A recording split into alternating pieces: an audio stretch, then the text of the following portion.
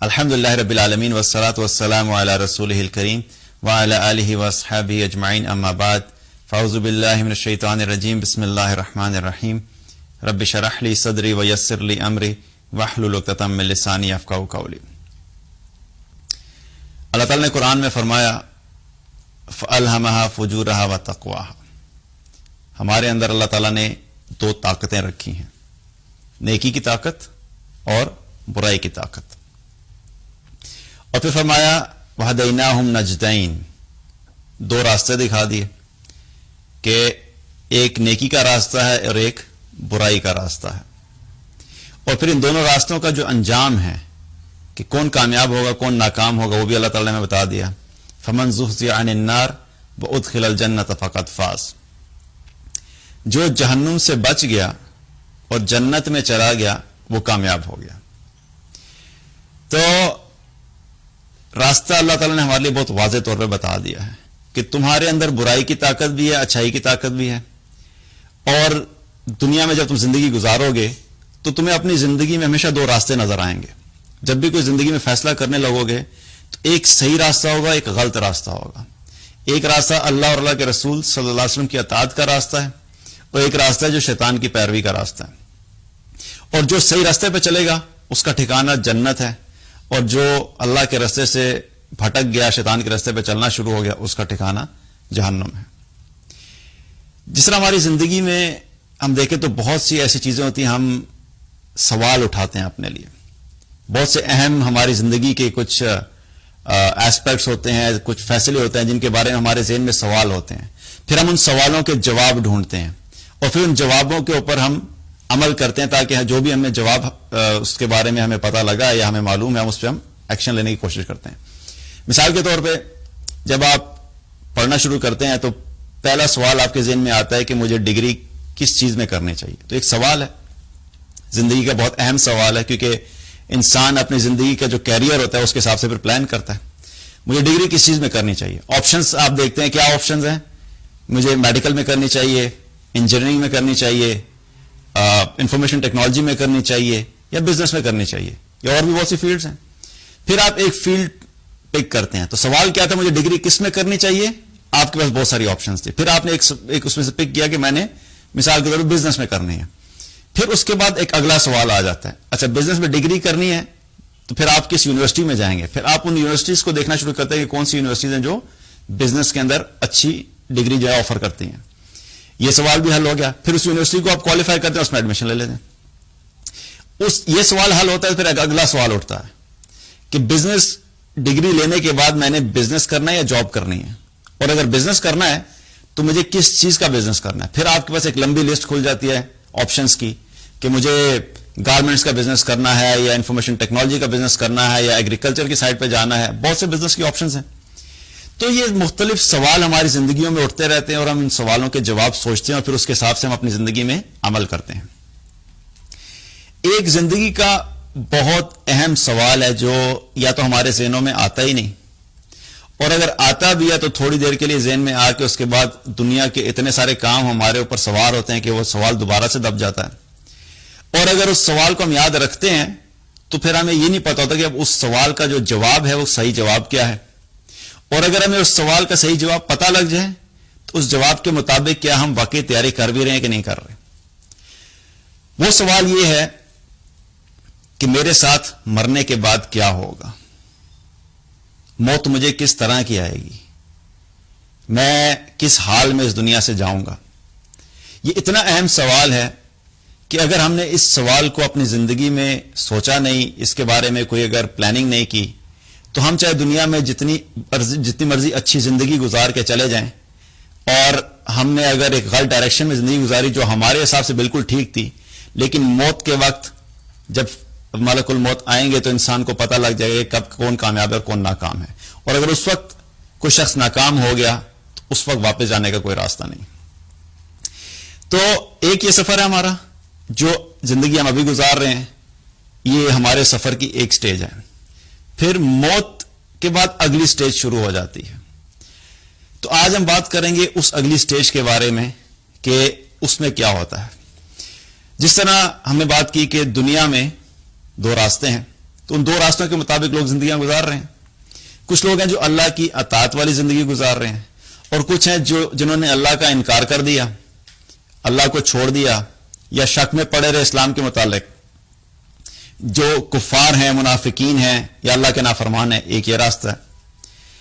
تو جس طریقے سے انسان نے دنیا میں زندگی گزاری ہوگی، جس رستے پہ چلا ہوگا، اس کا انجام بھی اسی کے حساب سے ہوگا. اور اس انجام کے بارے میں سب سے پہلے جو انسان کو پتہ لگ جاتا ہے، اسی وقت انسان کو پتہ لگتا ہے جب اس کے پاس ملک الموت آتے ہیں. وہاں پہ ہر انسان کو پتہ لگ جاتا ہے کہ اب آگے جو آنے والی زندگی ہے، جو قبر کی زندگی ہے، اور اس کے بعد پھر میدان محشر ہے، اس کے بعد پھر آگے کامیابی اور ناکامی ہے، اس کو موت کے وقت پتہ لگ جاتا ہے کہ اب آگے اس کے ساتھ کیا ہونے والا ہے. جو کافر ہے، منافق ہے، اللہ کا نافرمان ہے، جس نے زندگی شک میں گزاری، کیونکہ منافقین جو تھے ان کے جو بہت ساری خصوصیات آتی ہیں، بہت سے جو ان کے رویے آتے ہیں قرآن میں اور احادیث میں، ان میں سے ان کی ایک کریکٹرسٹک کیا تھی کہ وہ شک میں رہتے تھے. کس کے بارے میں شک میں رہتے تھے؟ اللہ کے بارے میں شک، اللہ کے رسول صلی اللہ علیہ وسلم کے بارے میں شک، آپ صلی اللہ علیہ وسلم کے احکامات کے بارے میں شک، اللہ کی کتاب کے بارے میں شک، اور اس شک میں ہی انہوں نے زندگی گزار دی. اور اسی کنفیوژن میں کبھی وہ مسلمانوں کی طرف ہوتے تھے، کبھی وہ کفار کی طرف ہوتے تھے.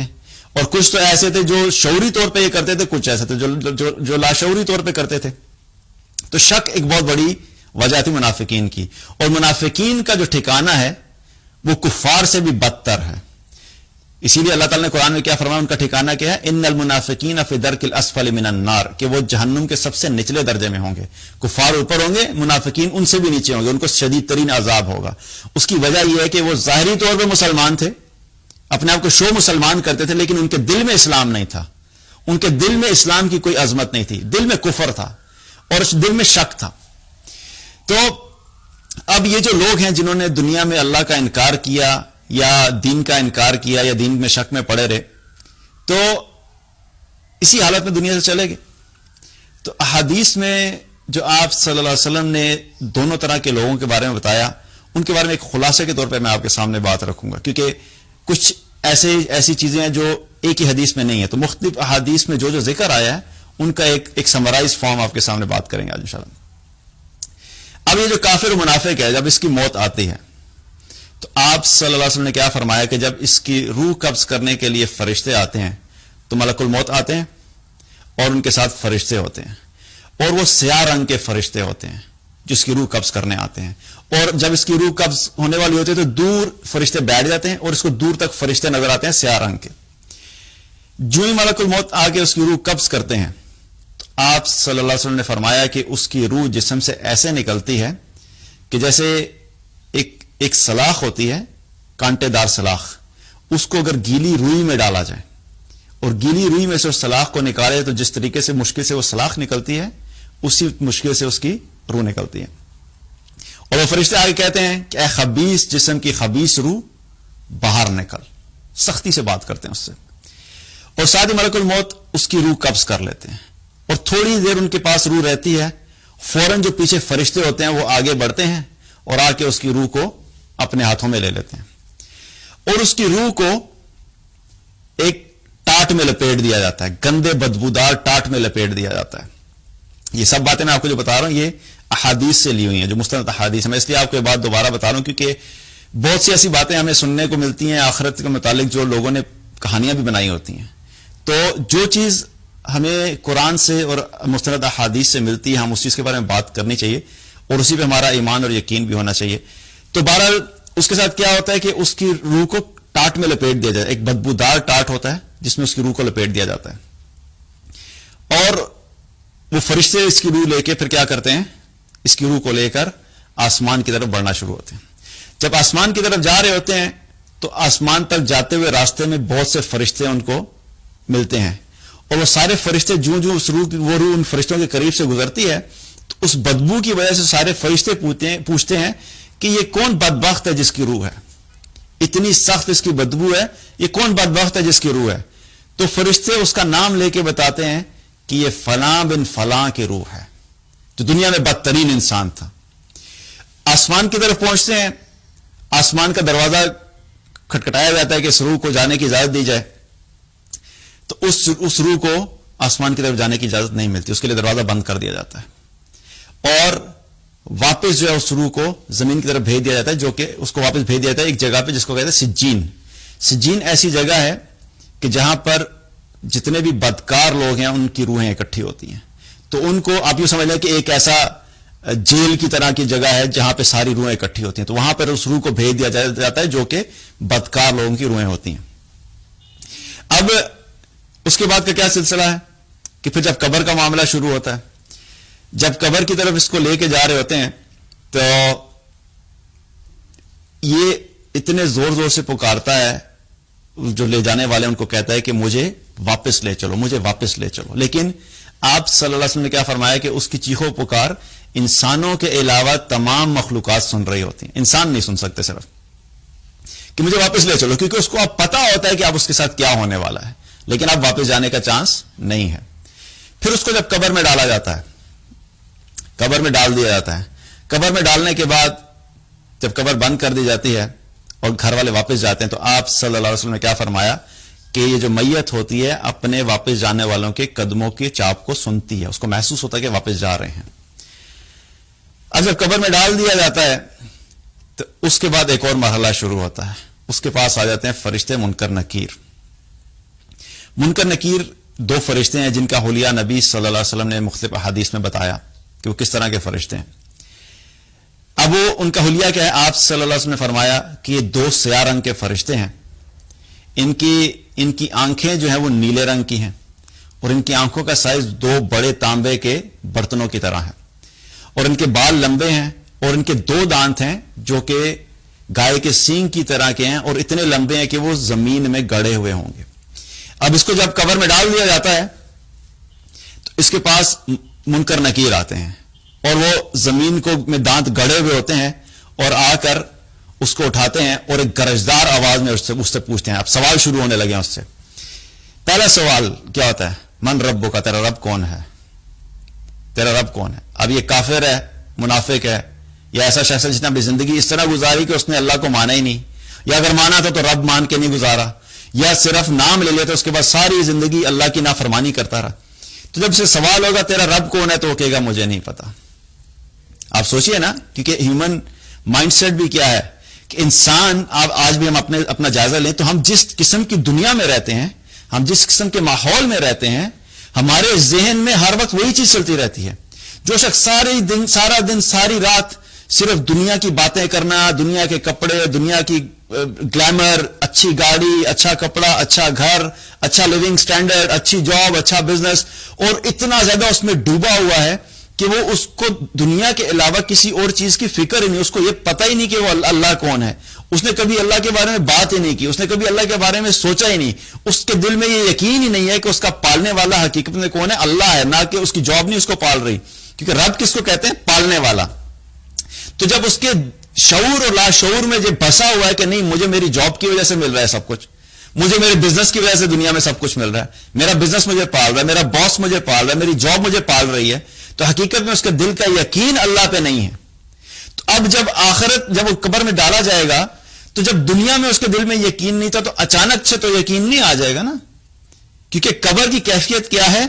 قبر میں انسان کی فیلنگز ویسے ہی ہوں گی جیسے آج ہم دنیا میں ہیں. حضرت عمر رضی اللہ عنہ ایک دفعہ نبی صلی اللہ علیہ وسلم کے ساتھ موجود تھے, تو آپ صلی اللہ علیہ وسلم نے قبر کا ذکر کیا اور منکر نکیر کا ذکر کیا. تو جب منکر نکیر کے ان حلیے کا ذکر کیا اور ان سوالوں کا ذکر کیا, تو عمر رضی اللہ عنہ نے سوال کیا کہ یا رسول اللہ صلی اللہ علیہ وسلم, کیا جب ہم قبر میں ڈالے جائیں گے تو اس وقت ہماری حالت ایسے ہی ہوگی, ہمارا سوچنا اور ہماری حالت ایسی ہی ہوگی جیسے ہم دنیا میں ہیں؟ یعنی جس طرح ابھی ہم بات کر رہے ہیں, سوچ رہے ہیں, سمجھ رہے ہیں, ہم سے کوئی سوال کرے تو جس طرح ہم ابھی جواب دے سکتے ہیں, تو کیا ویسی حالت ہوگی؟ تو آپ صلی اللہ علیہ وسلم نے فرمایا ہاں بالکل ایسی حالت ہوگی. تو عمر رضی اللہ نے فرمایا کہ پھر میں ان کو سنبھال لوں گا, پھر ان منکر نکیر کو میں سنبھال لوں گا. یعنی کہ ایمان کی ایسی طاقت ہے کہ جس شخص نے دنیا میں ایمان کے ساتھ اور اللہ کو رب مان کی زندگی گزاری ہوگی وہ پریشان نہیں ہوگا. دوبارہ اس سے جب کافر سے سوال ہوگا اور اس سے قبر میں, تو وہ کہے گا میں نہیں جانتا. پھر اسے پوچھا جائے گا دین کیا ہے, تیرا دین کیا ہے, ماں دینوں کا, تیرا دین کیا ہے, وہ کہے گا مجھے نہیں پتا. پھر نبی صلی اللہ علیہ وسلم کے بارے میں سوال کیا جائے گا کہ اس شخص کے بارے میں کیا جانتے ہو, وہ کہے گا مجھے نہیں پتا. اب جب یہ سوال دے گا، جواب دے گا ان سوالوں کے، تو کیا ہو گیا؟ اس کی ناکامی شروع ہوگی. فرشتے اب اس کے لیے کیا ہوگا کہ اب اس کے جو ہے نا اس کو پتہ لگ جائے گا میں ناکام ہو گیا ہوں، اس پہ سزا شروع ہو جائے گی. حدیث میں آتا ہے کہ اس کو بھی فرشتے گرز سے مارنا شروع ہوں گے. گرز کیا چیز ہے کہ ایک بہت بڑا لوہے کا ایک آپ سمجھ لیجئے کہ ہتھوڑے کی طرح کی ایک چیز ہے جس سے اس کو مارا جائے گا، اور اس کے سر پہ مارا جائے گا. اور سر پہ کیوں مارا جائے گا؟ کیونکہ یہ سر میں دماغ جو ہے اللہ تعالیٰ نے کہاں رکھا ہے؟ سر کے اندر رکھا ہے. اور یہ دماغ جو اللہ نے دیا تھا تمہیں، یہ اس لیے نہیں دیا تھا کہ تم دنیا کی لذتیں اور صرف دنیا کو فوکس کر کے گزارو. تم نے اپنے رب کے بارے میں سوچا ہی نہیں، تم نے اپنی زندگی کے مقصد کے بارے میں سوچا ہی نہیں، تم نے مرنے کے بعد آنے والی زندگی کے بارے میں سوچا ہی نہیں. تم دنیا میں ہر چیز میں اپنی عقل کو استعمال کرتے تھے، لیکن تمہیں اتنی سی بات نہیں سمجھ آئی کہ مرنے کے بعد ایک زندگی ہے. تمہیں اتنی سی بات نہیں سمجھ آئی کہ اتنی بڑی کائنات جو بنی ہوئی ہے، اتنا بڑا جو نظام چل رہا ہے، اس کو چلانے والا کوئی رب ہے. تو تم نے چونکہ دماغ کو استعمال نہیں کیا، تو سزا کدھر سے شروع ہوگی؟ دماغ سے شروع ہوگی. اسے سر پہ مارا جائے گا. اور پھر کیا آئے گا؟ پھر حکم ہوگا، پھر ندا آئے گی، آسمان سے ایک ندا آئے گی کہ اس کے لیے آگ کا بستر تیار کر دو، اس کے لیے آگ کا بستر تیار کر دو. اس کے لیے آگ کا بستر تیار کیا جائے گا. پھر اس کے بارے میں حکم ہوگا کہ اس کو آگ کا لباس پہنا دو، اس کو آگ کا لباس پہنا دیا جائے گا. پھر جو قبر ہے، قبر میں اس کو جنت دکھائی جائے گی، جنت دکھائی جائے گی. جو وہ جنت کو دیکھے گا تو اس کو بتایا جائے گا کہ یہ تیرا ٹھکانہ ہو سکتا تھا اگر تو اللہ کی اطاعت کرتا، اگر تو اللہ کو اپنا رب مانتا، اگر تو نے زندگی اسلام کے مطابق گزاری ہوتی، تو یہ تیرا ٹھکانہ ہو سکتا تھا. لیکن چونکہ تو نے اللہ کا انکار کیا، اسلام کا انکار کیا، نبی صلی اللہ علیہ وسلم کا انکار کیا، تو اب تمہارے لیے جہنم ہے. پھر اس کی قبر میں جہنم کی کھڑکی کھول دی جائے گی، جہاں سے جہنم کی آگ اور زہریلی ہوا اس کی قبر میں مستقل آتے رہے گی. اور ایک اور حدیث میں آتا ہے، اس کا مفہوم ہے کہ نبی صلی اللہ علیہ وسلم نے فرمایا کہ پھر اس کے اوپر ازدہے مسلط کر دیے جائیں گے، اس کے اوپر ازدہے مسلط کر دیے جائیں گے. اور ان ازدہوں کے بارے میں فرمایا کہ وہ ہر ایک ازدہے کے 70 سر ہوں گے، اور ایک سر کے 7 منہ ہوں گے. اور یہ ازدہا اس کو قیامت تک ڈستا رہے گا، قیامت تک ڈستا رہے گا. اور ان کے زہر کے بارے میں آپ صلی اللہ علیہ وسلم نے کیا فرمایا کہ اتنے زہریلے ہیں کہ اگر ان میں سے کوئی اژدھا زمین پہ پھونک دے تو وہاں پر قیامت تک کے لیے کوئی چیز نہ اگ سکے، ایسا زہر ہے اس کا.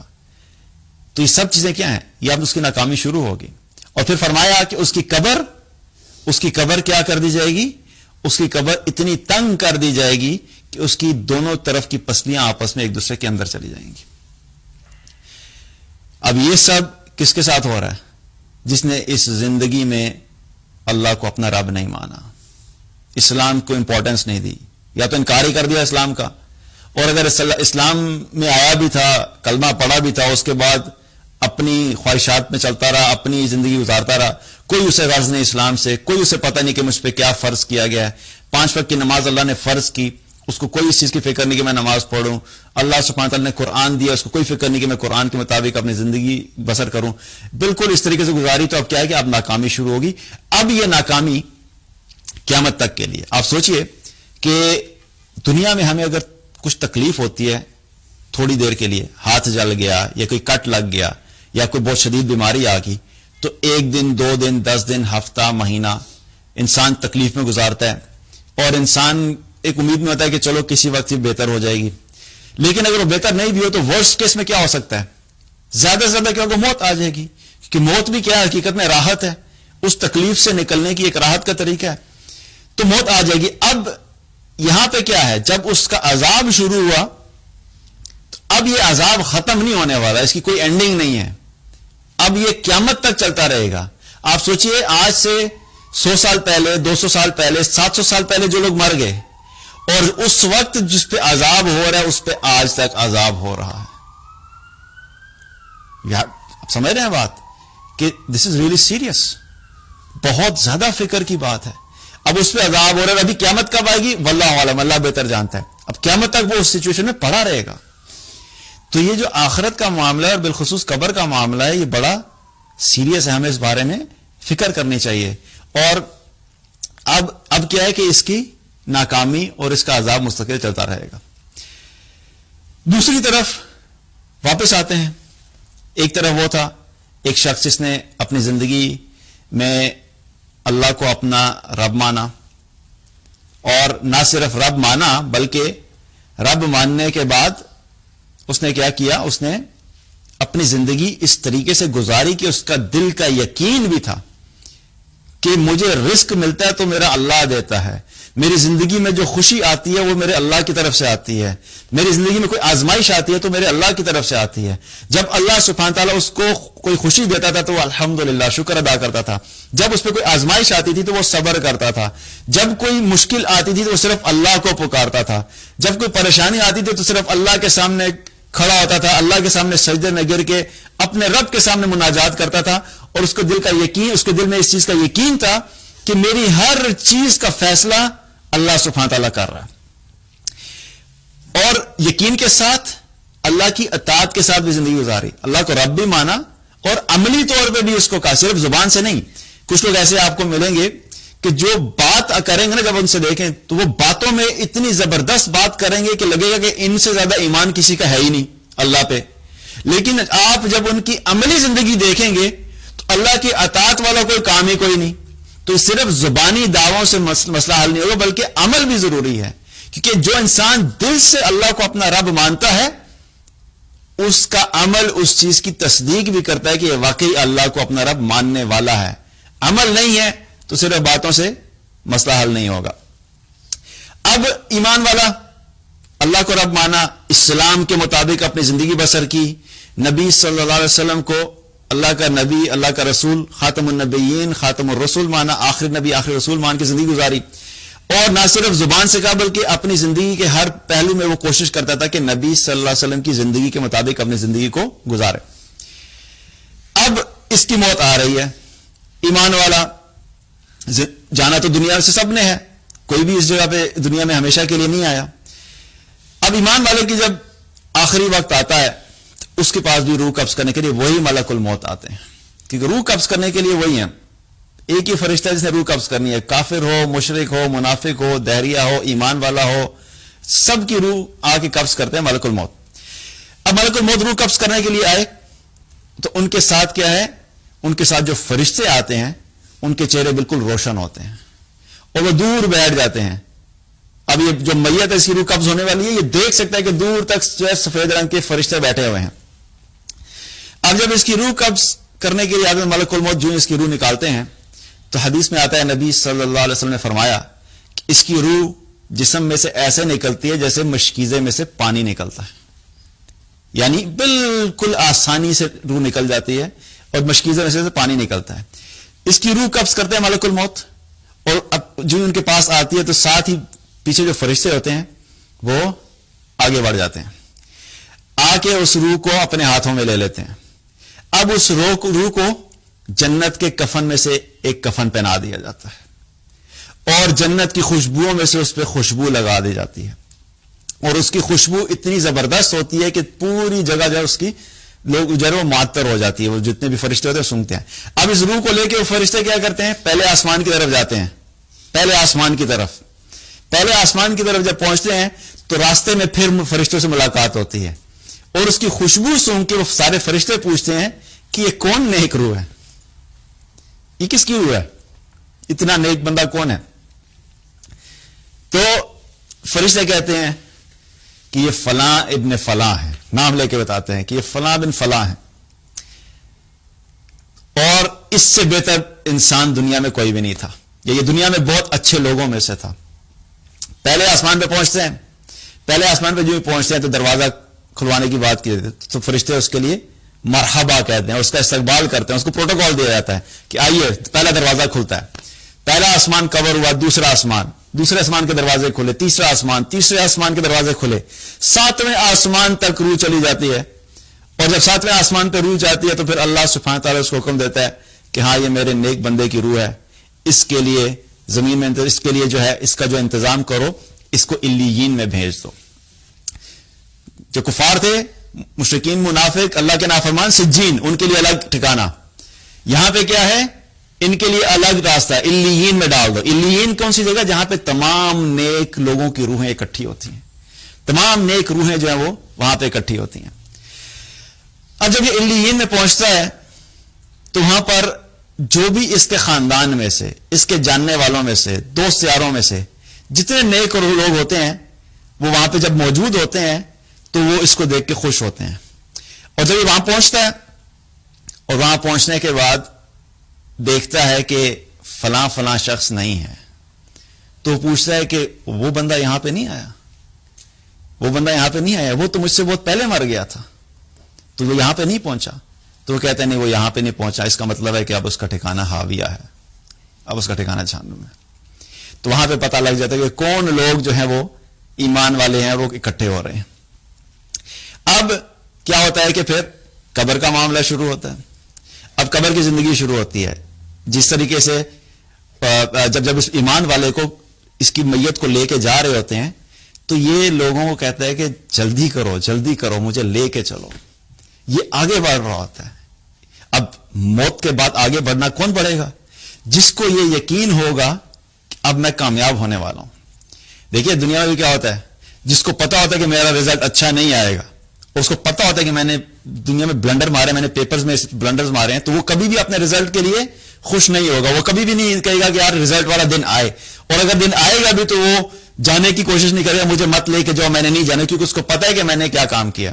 لیکن جو لوگ اچھا پرفارم کرتے ہیں، جنہوں نے پیپرز میں اچھا کیا ہوتا ہے، تو وہ کیا کرتے ہیں، وہ خوشی سے جاتے ہیں. ان کو اس دن کا انتظار ہوتا ہے، کیونکہ ان کو پتا ہوتا ہے کہ انہوں نے جو محنت کی اس محنت کے نتیجے میں آج ان کو اچھا انعام ملے گا. تو اب یہ ایمان والا کیا کہتا ہے؟ ایمان والا کیا کہتا ہے کہ مجھے جلدی لے کے چلو، کیونکہ اس نے اپنی زندگی اس یقین پہ گزاری ہوتی ہے کہ اسے پتا ہوتا ہے کہ دنیا کی زندگی جو ہے بہت تھوڑی ہے اور آخرت کی زندگی اصل زندگی ہے. اس نے اپنی زندگی آخرت کو فوکس کر کے گزاری ہوتی ہے. اس نے اپنی زندگی اللہ سے محبت میں گزاری ہوتی ہے. اس نے اپنی زندگی اللہ کے رسول صلی اللہ علیہ وسلم کی اطاعت میں گزاری ہوتی ہے. اور جس سے انسان محبت کرتا ہے، اللہ سے محبت، آخرت سے محبت، اللہ کے نبی صلی اللہ علیہ وسلم سے محبت، تو جن سے محبت کرتا ہے تو انسان کا دل کھینچا چلا جاتا ہے اس طرف. اس کا دل چاہتا ہے کہ میں اس دنیا کے گھر سے نکلوں، اس دھوکے کے گھر سے نکلوں، ان مشکلات کے گھر سے نکلوں، ان مصیبتوں کے گھر سے نکلوں، اور میں ایک ایسی جگہ پہ جاؤں اب جہاں پہ میں نے سکون کرنا ہے، جہاں پہ میرے لیے راحت ہے، جہاں پہ میرے لیے آسانی ہے، جہاں پہ میں اپنے رب کو دیکھوں گا، جہاں پہ میری ملاقات نبی صلی اللہ علیہ وسلم سے ہوگی. تو وہ کہتا ہے مجھے جلدی لے کے چلو، مجھے جلدی لے کے چلو. تو بہرحال جب اس کو قبر میں اتارا جاتا ہے تو اب قبر میں جب جو ہی اس کو اتارا جاتا ہے تو کیا ہوتا ہے کہ قبر میں بھی اس کے پاس بھی منکر نکیر آتے ہیں، اس کے پاس بھی منکر نکیر آتے ہیں، اور آ کے اس کو اٹھاتے ہیں اور اس سے بھی سوال کرتے ہیں من ربک کا، تیرا رب کون ہے؟ آگے سے کیا جواب دیتا ہے؟ ربی اللہ، میرا رب اللہ ہے. اب یہ کیسے بھول سکتا ہے بھائی، جس نے ساری زندگی صبح دوپہر شام اللہ اللہ کرتا رہا. اللہ اللہ کرتا رہا، مراد یہ نہیں کہ صرف زبان سے اللہ اللہ کرتا، بلکہ اپنی ہر زندگی کے ہر پہلو میں وہ کانشیس رہتا تھا کہ میں اللہ کو اپنا رب مان کے زندگی گزاروں، میں اللہ کی فرما برداری کروں، اللہ کی اطاعت کروں. وہ اللہ کو یاد رکھتا تھا. جب اللہ سبحانہ تعالیٰ اس کو دن میں 5 دفعہ بلاتا تھا کہ میرے سامنے آگے کھڑے ہو، تو 5 دفعہ اللہ کے سامنے کھڑا ہوتا تھا. اس کی ساری زندگی کانشیسلی، عقل کے ساتھ، شعور کے ساتھ اللہ کو جانتے ہوئے، اللہ کی اطاعت کرتے ہوئے اور اللہ کی فرما برداری کرتے ہوئے اور اللہ کو یاد رکھتے ہوئے گزری. تو وہ کیسے بھول سکتا ہے کہ اس کا رب کون ہے؟ تو جب اس سے سوال ہوگا یہ جواب دے دے گا ربی اللہ، میرا رب اللہ ہے. اگلا سوال ہوگا ما دینو کا، تیرا دین کیا ہے؟ وہ جگہ پھر جواب دے دے گا دین الاسلام، میرا دین اسلام ہے. جس نے ساری زندگی اسلام کو فوکس کر کے گزارا ہوا، جس نے ساری زندگی کے ہر فیصلہ کرتے ہوئے دیکھا ہوا کہ میرا دین کیا کہتا ہے، مجھے میرا دین کیا کہتا ہے، جب وہ فوکس کر کے زندگی گزارتا ہے تو اس کو کیا بتانے میں مشکل ہوگا کہ میرا دین اسلام ہے؟ مشکل تو وہ ہوگا نا جس نے، اس کے لیے ہوگا نا جس نے اسلام کو مانا ہی نہیں، یا مانا ہے تو اس نے اسلام کو امپورٹنس ہی نہیں دی، یا اپنی زندگی جو گزارتا تھا تو وہ اپنے جو بھی فیصلے کرتا تھا دیکھتا تھا میرا باس کیا کہتا ہے، میرا بزنس کیا کہتا ہے، میرا ایکسپیرینس کیا کہتا ہے، میری عقل کیا کہتی ہے، میری لاجک کیا کہتی ہے، میرا فلاں جاننے والا کیا کہتا ہے. اس کو اسلام سے کوئی غرض ہی نہیں تھا. تو مسئلہ تو اس کو ہوگا جواب دینے میں جس نے ہر چیز کو اسلام کے مطابق گزارا اور دیکھتا تھا اچھا مجھے یہ کام کرنا ہے تو اسلام کیا کہتا ہے اس بارے میں، اچھا مجھے شادی کرنی ہے تو اسلام کیا طریقہ بتاتا ہے، اچھا مجھے بزنس کرنا ہے تو اسلام کیا بتاتا ہے کیسے کرو، اچھا مجھے لوگوں سے معاملات کرنا ہے تو ہمارا دین کیا بتاتا ہے. ساری زندگی اسلام کے مطابق گزری تو اس کے لیے کوئی مسئلہ نہیں ہوگا. تیسرا سوال نبی صلی اللہ علیہ وسلم کے بارے میں کہ اس شخص کے بارے میں کیا جانتے ہو؟ وہ کہے گا کہ وہ اللہ کے رسول ہیں صلی اللہ علیہ وسلم. تو جب زندگی نبی صلی اللہ علیہ وسلم کی اطاعت میں گزاری ہوگی، سارا وقت یہ کوشش کرتا تھا کہ اچھا ہمارے نبی کھانا کیسے کھاتے تھے، مجھے بھی ایسے ہی کھانا کھانا ہے. ہمارے نبی لوگوں سے بات کیسے کرتے تھے، مجھے بھی ویسی بات کرنی ہے. ہمارے نبی صلی اللہ علیہ وسلم کا حلیہ کیسا تھا، میں نے ویسا حلیہ کرنا ہے. ہمارے نبی صلی اللہ علیہ وسلم اپنے گھر میں کیسے ہوتے تھے، میں نے ویسا ہی ہونا ہے. ہمارے نبی صلی اللہ علیہ وسلم جو تجارت کرتے تھے اس میں کیسے کرتے تھے. اب اس نے زندگی میں یہ چیز ذہن میں رکھ کے گزاری تو وہ کیسے بھول سکتا ہے کہ اللہ کے رسول صلی اللہ علیہ وسلم کون تھے. تو جواب دے دے گا. تینوں جواب صحیح ہو گئے. اگلا سوال فرشتے پوچھیں گے وما یدریکا، تم نے تو تینوں سوالوں کے جواب صحیح دے دیے، تمہیں پتا کہاں سے چلا؟ پیپر آؤٹ ہو گیا ہے. پیپر آؤٹ ہو گیا تھا کیا؟ تو پیپر واقعی آؤٹ ہو گیا ہے. اللہ نے پیپر آؤٹ کیا ہے، مسئلہ ہے کہ ہمیں پتا نہیں ہے. تو پوچھیں گے وما یدریکا، کہاں سے پتا لگا تمہیں؟ تو آگے سے جواب دے گا قرأت کتاب اللہ وآمنت بہ وصدقت. کیا جواب دے رہا ہے؟ میں اللہ کی کتاب پڑھا کرتا تھا، میں اس پہ ایمان لایا تھا اور میں نے اس کی تصدیق کی تھی. پیپر آؤٹ ہے، آج بھی آؤٹ ہے. وہ یہ نہیں کہہ رہا کہ میں نے مینجمنٹ کی ڈگری لی تھی، میں نے MBA کیا تھا، میں نے ڈبل PhD کی تھی، میں ڈاکٹر تھا، بہت بڑا ڈاکٹر تھا، میں بہت بڑا سائنٹسٹ تھا، میں نے اپنی عقل سے سارے جواب سوچے ہیں، میں لاجک میں بڑا اچھا تھا، میری کریٹیوٹی بڑی اچھی تھی، میں نے خود سوچ کے جواب دیا. نہیں. جواب کیا آ رہا ہے؟ میں اللہ کی کتاب پڑھا کرتا تھا. تو ہمیں کیا پتا لگ رہا ہے؟ بڑی بڑی ڈگریاں لے کے بھی اگر گئے تو قبر میں ہماری ڈگریاں کام نہیں آئیں گی، ایک کتاب کام آئے گی، اللہ کی کتاب. اگر وہ نہیں پڑھی تو پھر فکر کرو کہ قبر کے سوالوں کے جواب کیسے دیں گے، کیونکہ پیپر آؤٹ ہوا ہے وہ قرآن میں ہے، اور اگر جہاں پہ آؤٹ ہو کے اس کے سوال جواب ہے وہاں پہ نہیں پڑھا تو پھر کیا ہے؟ فکر کی بات ہے کہ قبر میں ہم جواب کیا دیں گے. تو یہ جواب دے دے گا. تو پھر کیا ہوگا کہ جب یہ جواب دے گا تو پھر اوپر سے ایک صدا آئے گی کہ اس نے بالکل سچ کہا، اس نے بالکل سچ کہا. اور پھر حکم آئے گا اس کے لیے جنت کے بستر میں سے ایک بستر تیار کرو، اس کو جنت کے لباس میں سے ایک لباس پہناؤ، اس کو جنت کی خوشبوؤں میں سے ایک خوشبو اس کے لیے لگاؤ اس کو. اور پھر اس کے لیے حکم ہوگا کہ اس کی قبر کو کشادہ کر دو، کھلی کر دو، قبر کشادہ کر دو. اور حدیث میں آتا ہے کہ 70 ہاتھ اس کی جو ہے قبر کشادہ ہو جائے گی. 70 ہاتھ کا مطلب کہ تقریباً 105 فیٹ، 105 فٹ تقریباً. اب اس کی قبر کشادہ ہوگی. اور پھر فرمایا کہ اس کی قبر میں روشنی بھی کر دو. اور ایک حدیث میں آتا ہے کہ آپ صلی اللہ علیہ وسلم نے کیا فرمایا کہ اس کی قبر میں ایسے روشنی ہوگی جیسے 14ویں کے چاند کے دن کی رات کی روشنی ہوتی ہے، ویسے اس کی قبر روشن ہو جائے گی. اور اب کیا ہوگا کہ اب اس کو یہ اسی طریقے سے سوتا رہے گا، اس کو کوئی ڈسٹرب نہیں کرے گا. اور ویسے بھی دیکھا جائے تو یہ قبر کی کشادگی کیوں امپورٹنٹ ہے. انسان جب سوتا ہے، ہم اپنے بستر پہ جب سوتے ہیں تو سارا وقت ہم سیدھا نہیں سو سکتے، ہمیں تھوڑی سپیس چاہیے ہوتی ہے. کبھی سیدھا سوتے ہیں، کبھی کروٹ کرتے ہیں، کبھی ٹانگیں بینڈ کرتے ہیں، کبھی سیدھی کرتے ہیں. تو کیا ہے، انسان اس طریقے سے سوتا ہے. قبر میں جو اگر فزیکلی قبر آپ نے دیکھی ہو، میں نے چونکہ بہت کچھ لوگوں کو ظاہر دفناتے ہوئے میں نے اپنے ہاتھ سے بھی دفنایا، تو قبر جو اندر سے جو سپیس ہوتی ہے اس کی کوئی بہت زیادہ نہیں ہوتی. مطلب وہ جتنی جگہ رکھی ہوتی ہے آپ سمجھے گا کوئی شخص یہ سوچے کہ اتنی سپیس میں اگر انسان کو کہا سو تو انسان سو نہیں سکتا. یہ اللہ کا کرم ہے اس شخص کے لیے کہ فزیکلی بے شک اتنی رہتی ہے، لیکن عالم برزخ جو ہے اس کی زندگی بالکل مختلف ہے. اب اللہ سبحانہ وتعالی کیسے کرتا ہے یہ اللہ بہتر جانتا ہے، لیکن حدیث میں کیا آتا ہے کہ اس کی قبر کشادہ کر دی جاتی ہے. اب وہ بالکل آرام سے سکون سے سویا رہتا ہے. اور آتا ہے کہ وہ اس طریقے سے سویا رہتا ہے جیسے دلہن سو رہی ہوتی ہے، آرام سے سکون سے اطمینان سے سویا رہے گا. اب آپ سوچئے کہ جو شخص آج سے 500 سال پہلے گیا وہ سکون سے پڑا ہوا ہے، آج بھی وہ سکون سے ہے، قیامت تک سکون سے رہے گا، کوئی چیز اس کو تنگ نہیں کرے گی. اور پھر کیا فرمایا کہ حدیث میں آتا ہے کہ اس کو جہنم کا دکھایا جاتا ہے، اس کو جہنم دکھائی جاتی ہے، اور دکھانے کے بعد اس کو کہا جاتا ہے کہ یہ تمہارا ٹھکانہ ہو سکتا تھا اگر تم اللہ کی اطاعت نہ کرتے اور اللہ کو نہ مانتے یا ان سوالوں کے جواب صحیح نہ دیتے. تو پھر کیا ہوتا ہے؟ پھر اس کے بعد حکم آتا ہے کہ اس کی قبر میں جنت کی کھڑکی کھول دو. اب وہ جنت کی کھڑکی اس کو دکھا دے، اس کو ٹھکانہ جو جنت کا اس کو دکھا دیا جاتا ہے کہ یہ تمہارا ٹھکانہ ہے جنت میں. صبح شام اس کو وہ ٹھکانہ دکھایا جاتا ہے کہ تمہارا ٹھکانہ جنت میں یہ ہے. اب یہ آرام سے وہاں پہ رہتا ہے. تو کیا پتا لگا کہ مرنے کے بعد اصل زندگی شروع ہونی ہے. یہ تو ہم جس دنیا میں رہ رہے ہیں تو ایک دھوکہ ہے, یہ ایک ایلوژن ہے, تھوڑے عرصے کی بات ہے.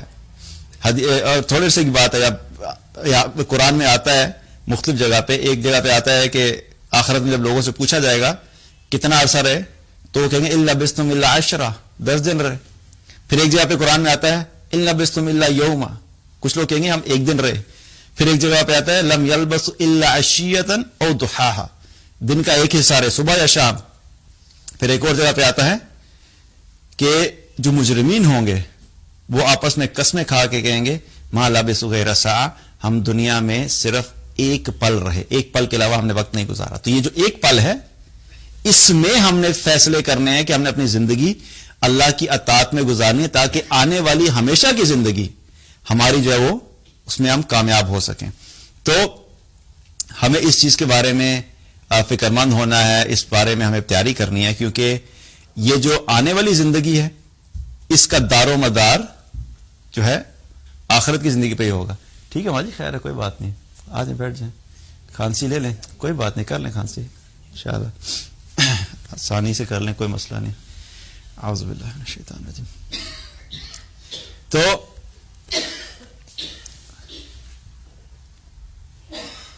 تو ہمیں کیا کرنا ہے کہ ہمیں دنیا میں تیاری کر کے جانی ہے. اور قبر کے بارے میں صحابہ جو تھے وہ بڑے پریشان ہوتے تھے.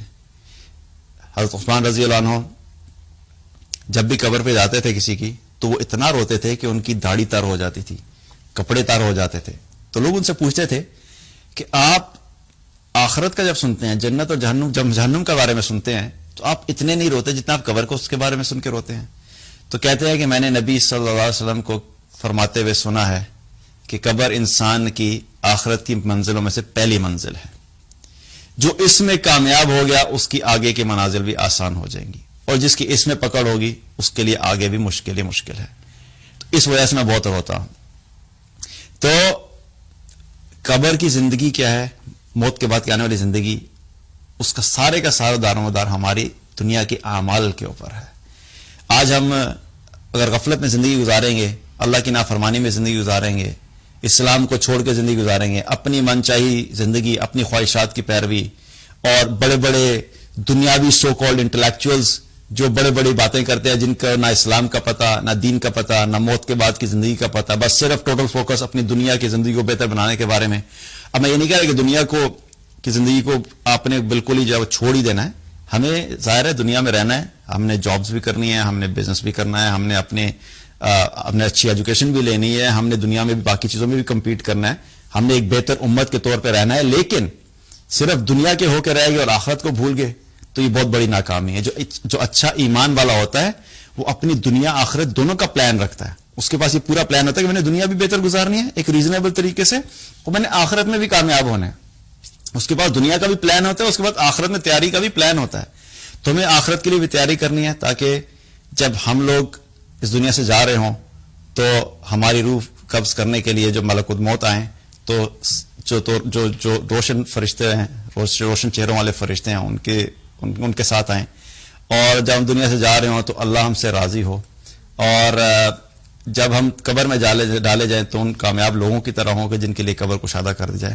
اللہ تعالی ہم سب کو عمل کی توفیق عطا فرمائے, آخرت کی تیاری کی توفیق عطا فرمائے, اور ہم سب کو قبر کے عذاب سے اور جہنم کے عذاب سے محفوظ کرے. بارک اللہ ولکم. السلام علیکم ورحمۃ اللہ وبرکاتہ.